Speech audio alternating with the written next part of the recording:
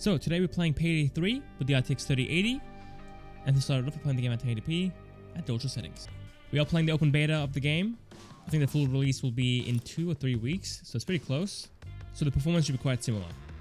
Alright, here we are in the settings at 1080p, and again at ultra settings. Oh, we're getting bottleneck, guys. We've got 80% GPU usage. That is crazy. Hold on a second, let's go outdoors. Okay, it's the stutters. The FPS falls down and the GPU usage falls as well. It's not very consistent. Going from the high 90s to the 150s and 170s. Game looks pretty good though. Oh, the major stutters are crazy. Aiming feels kind of weird. Where's this guy? Get out of here. Shooting's definitely improved from Payday 2. Kinda like it. The performance is not great though on the first game on. We'll see if it improves over time. Hey, what is he doing upstairs? Someone shoot him. A lot of stuttering again, unfortunately. Maybe it's happening when the cops are spawning in. Maybe that's the reason that the game's stuttering. That's nice. I like that. It's not very specific on where you shoot it, but still. It's a cool effect regardless. Uh-oh. We're getting surrounded. Not a big fan of the FPS dips though. The game feels really bad. It feels like the aiming is getting affected with the low frame rate. But I guess that could be fixed with an FPS cap. Because on average we're sitting in the 140s pretty much. And the stutters makes it fall down into the 90s. Which is a huge drop. So yeah, 1080p the game ran I guess mostly well. It did occasionally stutter and the FPS would fall down into the 90s. And the aim would get affected as well, felt like. Which might be an issue. I'm assuming with an FPS cap though, that will be fixed. Or I guess over time the game itself will get updated as well. And those issues will get ironed out. Okay. Let's exit out, play at 440p. Run it back again. Alright, 440p. Again at the max settings.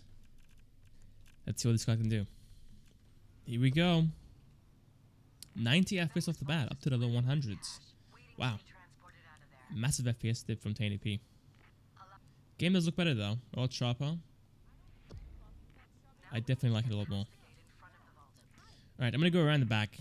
Gonna sneak past this camera right here. Hopefully it doesn't see me. Not gonna face the camera. Can't see my face. Alright, we're chilling. Oh, just 3 dudes hanging in the back. Stop. Where am I even at? I don't even know. Full health, laptop, I don't care about any of this. It's like a storage room, I guess. What a weird room. On the rooftop? Not too bad so far, guys. It's definitely running a lot smoother in the second game. Alright, I'm inside.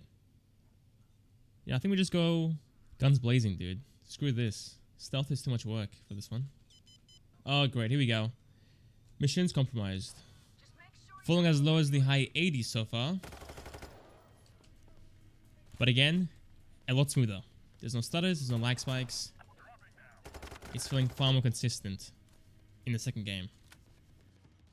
So I'm assuming if I go back to 1080p, the game should run very smooth as well. I'm already out of ammo? Okay, I guess you guys can hold the grenade for me real quick.